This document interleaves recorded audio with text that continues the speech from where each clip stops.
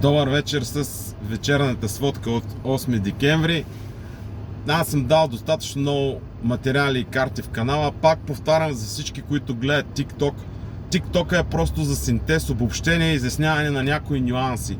Реално истинската информация с цифри, данни, направления на атака, жертви и всичко, каквото може да се сети, тя е в канала. Ако само мен ме гледате в TikTok и ме слушате, ще добиете така глобална представа за обстановката, но ако искате конкретика и детайли, задължително трябва да отидете в канала. Също така всички анализи са в канала и много друга информация. Сега набързо ще мина и по украинския, и по израелския фронт, т.е. конфликта Израел-Палестина.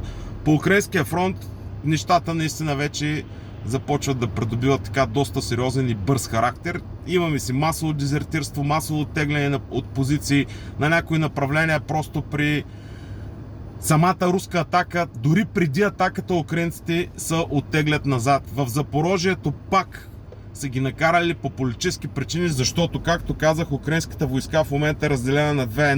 Едната се командва от генерал Сирски и от офиса на президента, а другата част на войската се командва от Залужни. Извинявам се. Сега, де юре всичко е под едно командване и както си е, но де-факто е точно така. И всеки взима в общи линии някакви решения на терен, които са откровенно малумни. В Запорожието са се опитали да направят някакво предвижване, тръгнали с бронетанкови колони. Цялата колона, едната колона е унищожена и запалена, има кадри, втората е разбита. Руснаците са започнали преследване, изтласкват ги.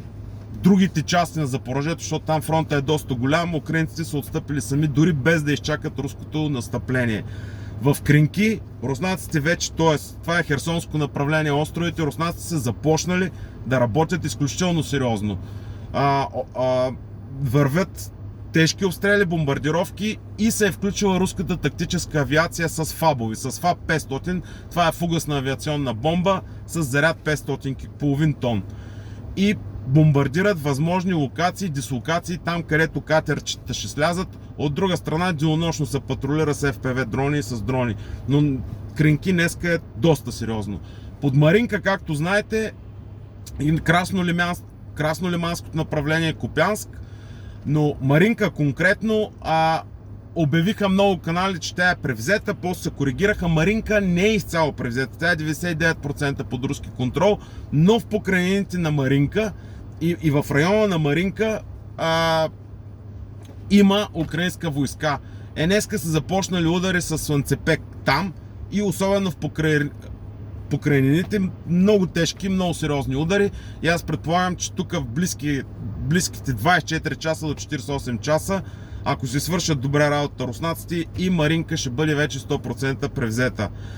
Край Бахмут ситуацията вече става много критична за украинците. Там имаме настъпление и пробив и на двата фронта. Всички стари територии са върнати, придвижването е напред и горе-долу ще се сбъдне миналата прогноза, която ви казах, че и двете неща, и Авдеевския укреп район и Бахмут, ще паднат едновременно, защото има и друг момент. Вече украинците знаят, че губят. И войската е тотално деморализирана. И в момента, в който падне единия район, те просто ще се махнат от позиции на втория район. Да не говорим, че под Бахмут вече влизат по селата, движат се под Берховското водохранилище, напредват на чисто украински позиции, които никога не са били руски. Има достатъчно материал в канала, може да си го видите. Авдеевския укреп район, където е концентрирано абсолютно всичко възможно, което може да се концентрира, най-боеспособната част на украинската армия. Атаките вече са поне от 5 страни, защото той практически е в огневи чувал и боя е за всеки метър. И въпреки това руснаците напредват тук 200 метра, там 400, там 500 метра, но тези метри всъщност са много сериозно нещо, защото той вече е достатъчно малък. Самия район вече все повече и повече се стяга и тук може би до една седмица, дори с 100 метри да се напредва, то практически ще стане неспасяемо положението. Просто обръчът ще стане толкова стегнат, че за украинците няма да има друг вариант, освен да се предадат, ако не искат да бъдат изпепелени от авиацията. Това е цялата ситуация по фронта. Доминацията е тотална и Справедливо е да се отбележи, че голяма част от това напредване се дължи не толкова на руски успехи, а пак повтарям, на много места украинската войска сама напуска позиции. Просто тя е деморализирана заради корупцията, заради загубите, заради... Въобще на всички им е ясно, че в Украина има поголовна корупция и се краде, че никой от висшия ешелон не се е пратил децата на фронта, а децата им са в Европа или по швейцарските курорти. Вече това тотално съзнание не е тайна за никой. Така че това е ситуацията. Другото интересно е, че руснаците започнаха да нанасят, както пак прогнозирахме, масирани удари по инфраструктурата с стратегическа авиация. Снощи 7 самолета на стратегическата авиация са изстрелвали ракети, изключително по енергийни обекти.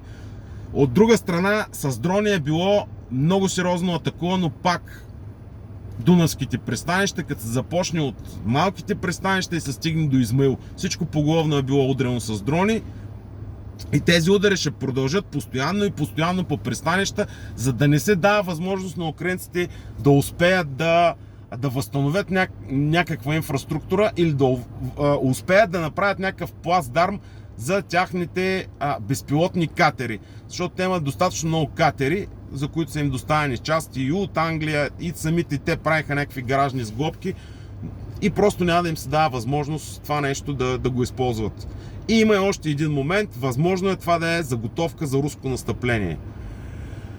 Има международни интересни моменти също, например официално Конгреса отхвърли помощта, Пентагона обяви в отчаяние, че имат ресурс за още 1-2 седмици да помагат на Украина. И това е. Но в общи линии помощта е ясно, че няма да мини и американците просто на тях им трябва на всяка цена да замразят конфликта, за да могат да възстановят Украина, да я изправят на крака, да я налеят с въоръжение, до 4-5 години да започнат производство на боеприпаси, т.е. да се подготвят за нова фаза. Те Русия няма да я оставят на мира, но сега им трябва мир. Руснаците това го знаете, няма кой да им се вържи на плоските номера. Ще се върви до край, ще се трепи до край. И ако не се вземе Черноморското крайбрежие, те няма да спрат. Поне така бих постъпил аз. Руснаците също не са глупаци и това нещо го виждат. И има няколко неприятни момента. Полската граница продължава да е затворена, защото има стачка на шофьорите, които са против падането на цените от украинските превозвачи и е блокирана границата. Има над 3000 тира чакат, включително с военна продукция. Те не могат да влязат в Украина. И това нещо сериозно спъва цялата икономика на Украина. Не само военната, абсолютно всичко. От друга страна, Словакия също обяви, че ще затвори границата и Унгария също обяви. Защото този дъмпинг, който украинските шофьори налагат и украинската стока налага в Европа, абсолютно никой не го радва. Може би само в Брюксел. Но съседните страни категорично вече започнаха, без да слушат Брюксел и тяхните заплахи, да си взимат мерки сами. Това е ситуацията с Украина. В Израел нещата не вървят добре, в смисъл такъв, че бомбардировките си продължават и Цахал стигна до центъра на Газа. Това е най-новата новина. То е ясно, че Цахал лека по лека ще превземе Газа, без значение колко жертви ще дадат. Има ожесточени сражения с Хизбула. Хизбула продължава атаките по граница, те им отвръщат. От друга страна, Израел вече бомбардира и Ливан, бомбардира и Сирия, бомбардира и Алепо, като те кажат, че бомбардират проирански формирования. Не е ясно дали са проирански или просто удрят обекти на ПВО и на ПРО. То е ясно, но нали, това е официалното оправдание. И нещата не вървят добре за Палестина. Аз предполагам, че те могат да издържат още един, максимум 2 месеца. Горе-долу до февруари месец, като че ли се очертае двата конфликта да затихнат, защото Цахал, пак казвам, цената на големи жертви, но ще успее да превземе. Така че, ако Хизбула продължава само да се воюва на границите, ако продължават арабските страни да стоят и да гледат, до февруари месец ще приключи това нещо, колкото и жертви да дадат евреите. И Ердоган, т.е. не Ердоган, а представителя на турската партия, която е в коалиция с Ердоган, каза, че те ще дадат разрешение да Швеция се присъедини към НАТО, само ако Нетаняху бъде даден на съд и Швеция осъди агресията и така нататък. С две думи няма да дадат съгласие Швеция да влезе в НАТО. Но то няма и голямо значение, защото вече Швеция подписа меморандум с щатите да си даде цялата военна инфраструктура на щатите. Така че дали ще влезе, дали няма влезе, няма голямо значение. Това е най-важното от днес и честит празник на всички, които имат днес празник. Благодаря ви.